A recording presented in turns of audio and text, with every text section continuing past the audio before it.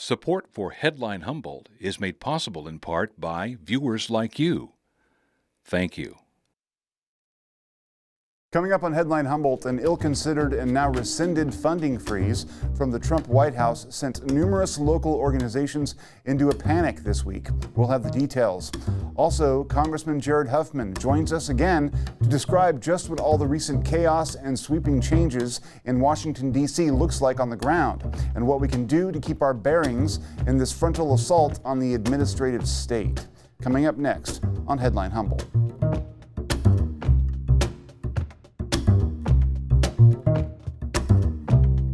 From the top of Humboldt Hill, this is Headline Humboldt. I'm James Falk. Thanks for joining us. One of the most important benefits a government can offer its subjects is mere stability. In order for people to be happy, pursue their best lives, and thrive, they need to know what to expect from their leaders. For generations, citizens of this country have come to expect a certain level of competence and care from their governmental representatives. We vote for them, send them back to their legislative seats in Congress and the Senate, and then they quibble about various policy differences and priorities, but generally get roughly the same levels of seriousness and service from both major political parties.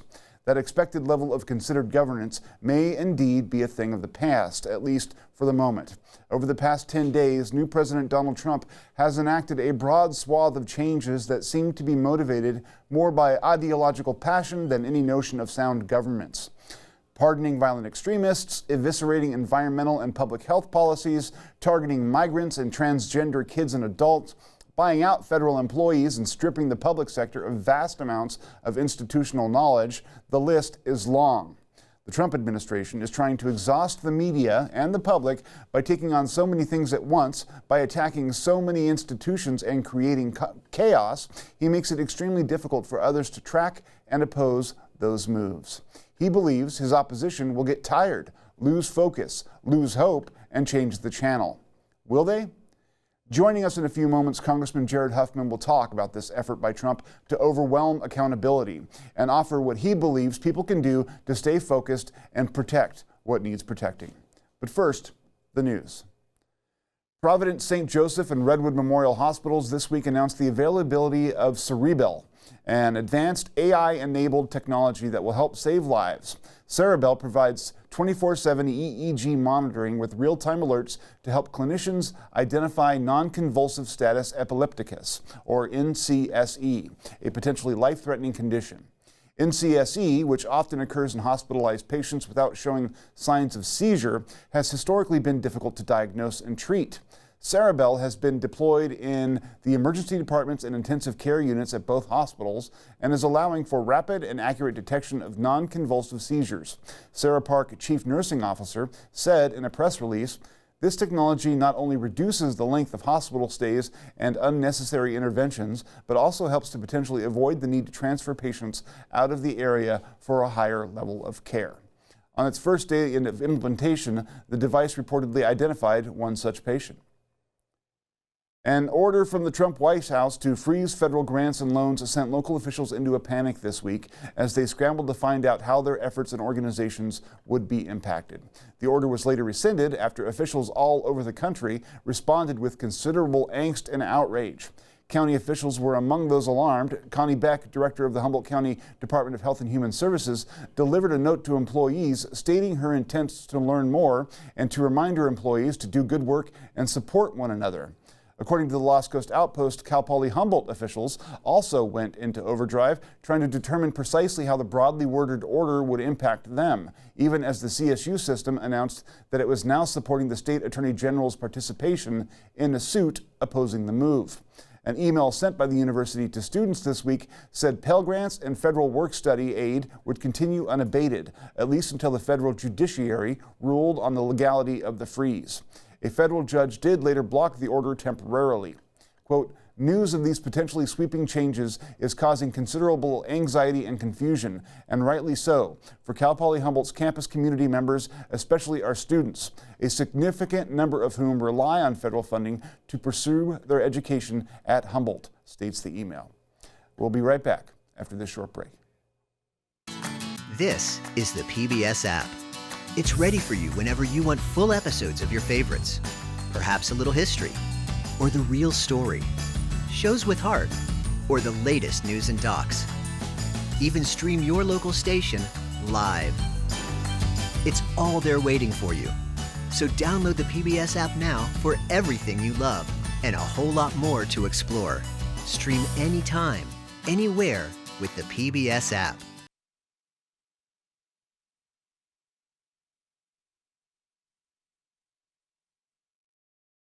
During the election campaign last year, Congressman Jared Huffman led the political fight against Project 2025, a listing of actions and priorities that Trump disavowed during the election.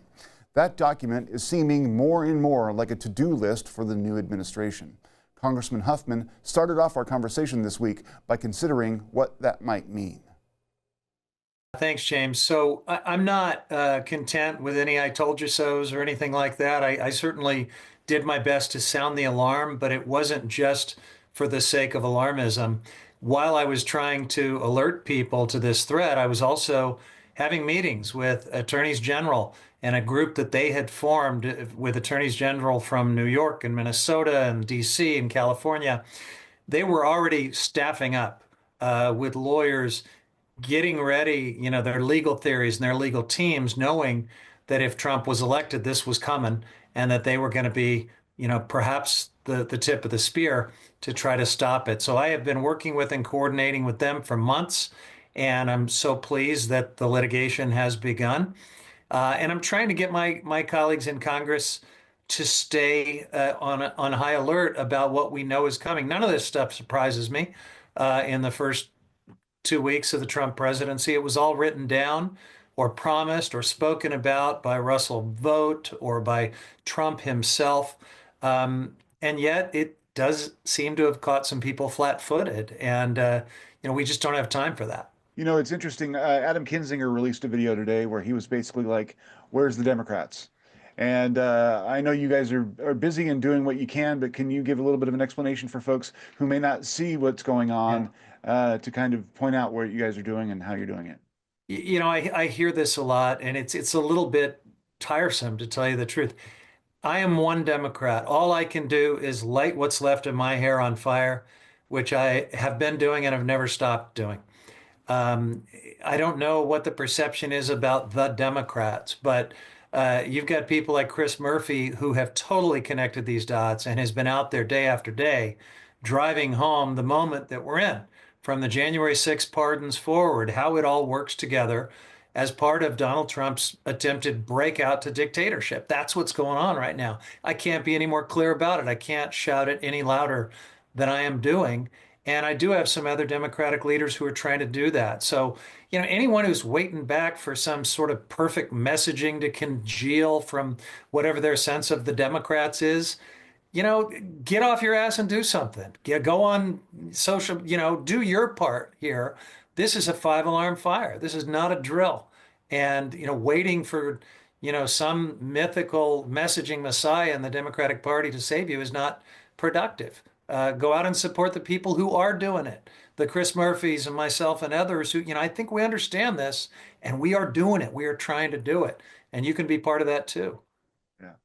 One thing that Donald Trump became known for before and has sort of said that this was going to be his approach moving forward is to flood the zone with chaos and a bunch of moves that are going to make a bunch of people upset, so that ultimately the effect is we get blinded by outrage and we can't effectively focus on any one particular thing, and he can kind of take control.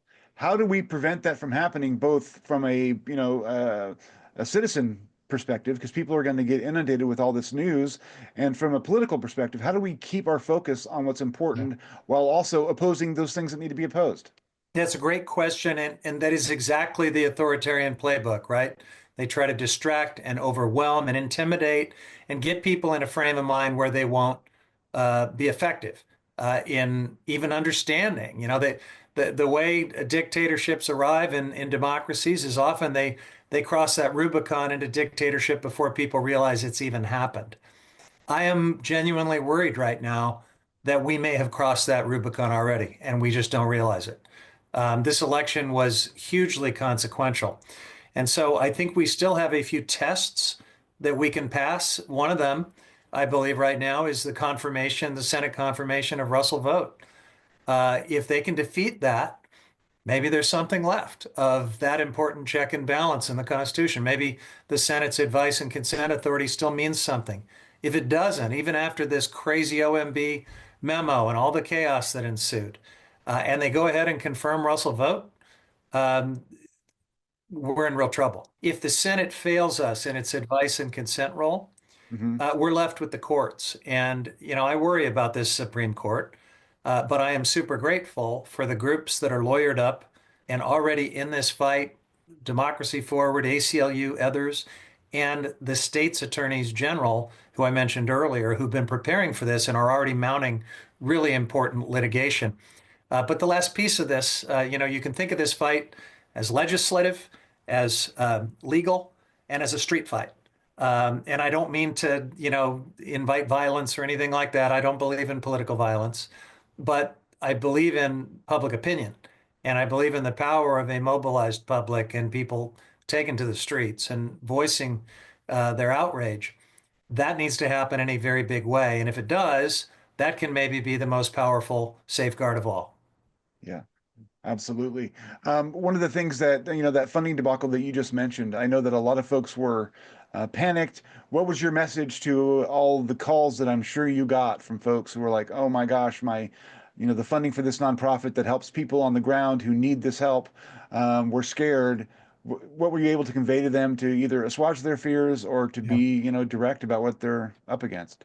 Well, there's been too much whiplash in the last just 24 hours to even know what to tell them because we've gone from having executive orders that talk about a funding freeze, but no actual action to do it, to having an OMB memo that rolls out in this crazy sweeping way that causes the Medicaid portal to shut down, that causes all kinds of things to actually grind to a halt, and then a court order that restrains it until February 3rd, and then a withdrawal of that memo from OMB.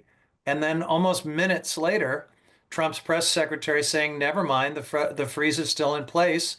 And even though we're not standing with the OMB memo, we're moving forward with the federal funding freeze. So there's no way for me to know what to tell these folks, James, other than I think they are signaling to us that two-thirds of the federal budget and federal bureaucracy could be in real trouble like any minute now, depending on whether they're allowed to get away with this. One of the things that people have talked about is that there's going to be a lot of challenges for Trump's, moves in the future. There already have been a bunch, and that the Supreme Court has limited attention span. They can only take up so many things at once, and some of the other districts are more friendly to, the other side of this confrontation, so that potentially the courts could well be an effective tool against fighting some of these things. Maybe not the most, egregious, but there is hope that we might be able to use the courts to stop some of this stuff. The courts should at least be able to help us buy time with preliminary injunctions and restraining orders like the one that we got already Mhm. earlier today. So whether that will hold all the way up on appeal, I don't know. Some of it probably not, but perhaps some of it will. But then you get into the question of will Trump honor a court order even from the United States Supreme Court? You can't assume that he will. His own running mate, his own vice president, J.D. Vance, is on record saying that with respect to the Schedule F federal workforce purge, that even if it's illegal, Trump and he should dare a court to stop him. And if a court does, he should go full Andrew Jackson and dare the court to enforce its own order, which, courts can't do. One of the things that, there's a long list of stuff, and I kind of want to just go through some of them because there are people locally who are really, really invested in some of this stuff. Like Central Del Pueblo has been doing a lot of work to sort of, improve communications among the migrant community and stuff along in that area. What are your thoughts on what we're starting to see in terms of these mass roundups? I mean, Chicago had action within, Yeah. the city, and that's a blue state and a blue city. We're living in California, and there may be some thinking that we're assured a little bit of safety because of that.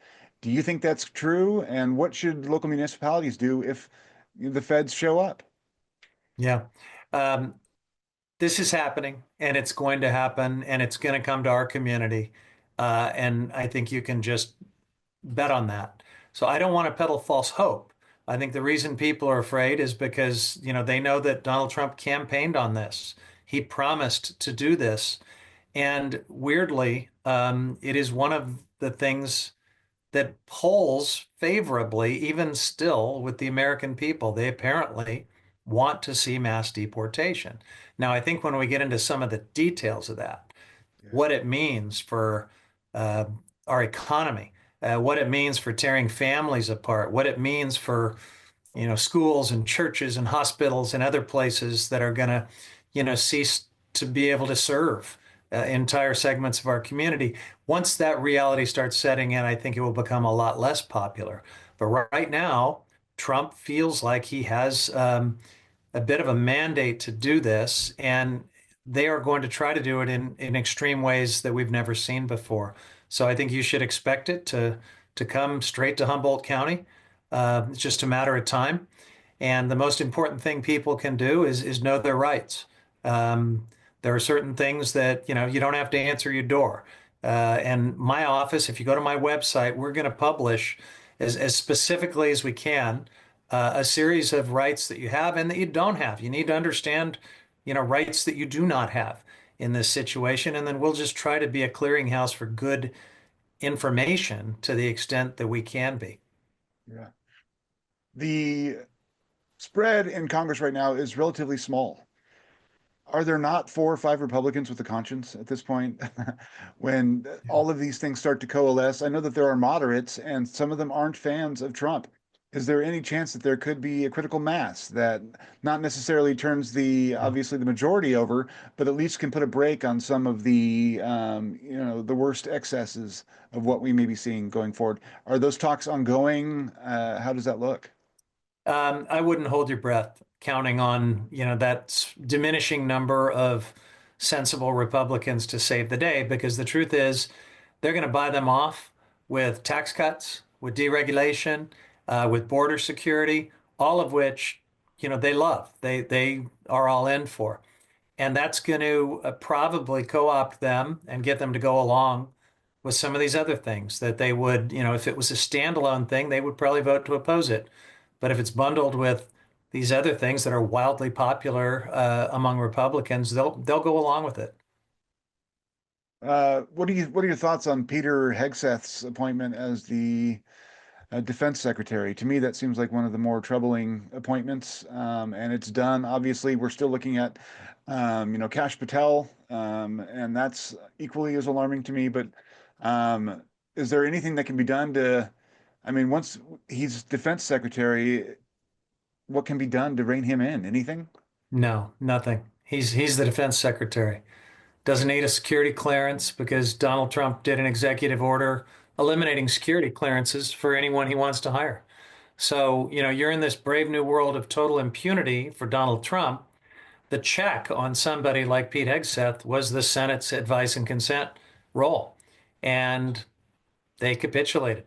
Good for Lisa Murkowski and Susan Collins. The rest of them were ready to put a unhinged, drunk, abuser with no experience whatsoever in charge of a trillion-dollar agency that, we count on for our national security. Which can't balance its books already and is $1 trillion Yeah. in the red every year, no matter what. So that doesn't look to be a very constructive relationship. What do you think about Mitch McConnell's opposition to the Hegseth? Oh, I forgot Mitch. Good for Mitch. Yeah. Yeah, now. Yeah. It's not funny. It's not funny in the slightest. One of the things that is going to affect potentially people on the North Coast is the wind power move and the things that he's done to try and Yeah. restrict that. How do you see that? Does he have the power to just stop it blanket, or is there anything that we can do to make sure that the agreements that have already been made get honored and those things move Yeah. forward? Where are we at? It's a good example of things that he can do and will do and things that he can't, and just understanding the differences. That project needs to keep moving forward. We cannot walk away from something that is that important to our climate goals and to our North Coast economy. But he can probably at least delay some of the funding. He can make the path toward any federal permits really uncertain, if not eliminated. And he can probably frustrate us in other ways, but there are ways in which, there was still so much planning and other things that needed to happen before you would ever break ground on these projects. I mean, we had years of work ahead of us on, the broader grid interconnections and transmission and things that are, in state waters and local and the design of the port modernization, all of that I think should be able to keep moving. But the sequencing and staging of this project, it's going to be delayed. There's no way around it. And that's frustrating because, I think we're racing against time with the climate crisis. And plus, we want to see the benefits of this thing as soon as possible. But it will go forward. We'll find a way to make sure that even the big $460 million grant for the port is realized eventually. But we're going to lose some time. Um, what would you say are your main priorities to try and protect or stop moving forward? I mean, are there like three things that you think are the most vital that the Democrats or whoever has to absolutely try to prevent from happening so that other moves in the future might be preserved? Well, we got to hang on to our democracy and the rule of law. That is like the North Star here. And Donald Trump is going to distract us. He's going to throw out executive orders and crazy statements that, we'll spend days just going around and around on, and we didn't need to. To give you an example, I think he did more than 200 or more than 24 executive orders in his first 2 weeks. And they ranged from things that are really consequential, like the declaration of these emergency authorities and alluding to the use of military for domestic law enforcement. You got to take that seriously because that is part of the breakout to dictatorship. But then there's stuff like calling for uniform design centers for federal buildings that harken back to more traditional and historic designs. I mean, you don't need to spend 10 seconds on that. That's just dumb. That's just a guy telling you that he's such a fascist that he pines for East Berlin architecture on federal buildings. We can move on from that and try to focus on the stuff that matters. And just to give people a sense at home of what, they're looking at, some people are like, well, we live in a blue state, and that's going to be our saving grace. And there is, Rob Bonta is filing suits, and there is, motivation from Sacramento to counter some of these things. But should we look at that as, our last line of defense, or is that kind of an illusion at this point? Are we going to be stuck with whatever he sends down the pike ultimately? No, California and local governments are very essential in getting through this, but you can't take your eye off those bigger dictatorial threats that I'm alluding to. So take, for example, this thing that, people are going to think it's just a spending freeze, right? And to some people, when they think about our deficit and our debt, they're going to think that sounds good. That sounds like maybe we need something like that to break up the autopilot spending in Washington. Well, if you sideline Congress and its entire Article 1 authority, and you give the president the ability to do whatever he wants with our money, um, then all of a sudden California ceases to be a place that we can count on because all of California's funding for disasters, for transportation, for all the different services that flow through from the federal government can be yanked or withheld. And we can be bullied and pressured into changing policy and, forced to surrender to this dictatorship. That's one of the areas that we need to really understand how those dots connect. I guess we can call this the last question, but for people who want to effectively organize, I mean, you mentioned people taking to the streets when it's necessary and making that point that the public doesn't support a lot of this. At what point should they look to do that on issues when this is going to keep happening, when we're going to continually get confronted with different assaults and different provocations? How do you make that kind of protest count in this environment? Yeah, it's a tough question because, in the blue North Coast, it's harder to, show up at a Republican congressional office or something like that where it might make a difference. Yeah. But it doesn't mean you can't write or make phone calls. Doesn't mean you can't support the groups that are, like Democracy Forward and the ACLU. They are doing heroic work right now to try to protect us from dictatorship. So all of that is super important. And, they can come to my office and, if they think I'm getting any of this wrong, they can yell at me. Some of them don't hesitate to do that. But I hope there's not misplaced passion. I have spent a lot of the past year. I'm going to just be a little provocative and give an example of the ceasefire activists. Yeah. They have been coming at me hard because they think I should absolutely go all out in blocking all funding to Israel, and they're not satisfied that I've been pushing my disagreements with Netanyahu and with Israeli policy in ways that are different than what they want. And they think fighting with me about it and suing me about it and doing all these things is productive. It makes them feel better because we're all appalled by the tragedy that has unfolded in Gaza. I would suggest that's been pretty highly misplaced energy and activism because, while we fought with each other about that, and while the Democratic Party, was undermined pretty significantly in the last election by that internal fight, by people saying, "Oh, to hell with, the Harris-Biden folks, they didn't do enough for us. We're going to, sit on the couch and sit this one out and not support them." Well, congratulations.